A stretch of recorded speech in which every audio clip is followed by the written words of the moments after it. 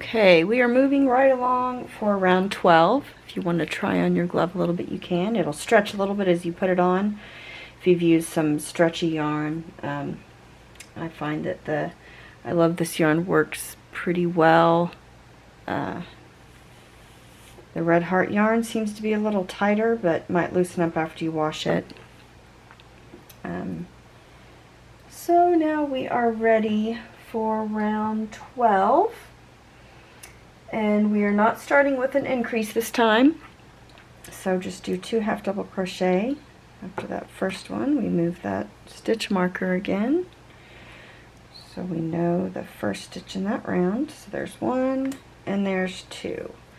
Now we will chain 4 loosely. So you don't want it to be real tight. You want it to be loose. 1, 2, 3, 4. Now we're going to skip 10 stitches. So we don't count the one we're in, we just start counting that next one and skip them. 1, 2, 3, 4, 5, 6, 7, 8, 9, 10.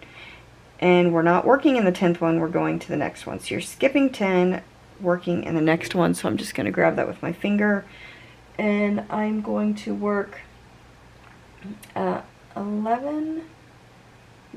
23 half double crochets, I believe. Okay, so we're going to start there. And that's 1.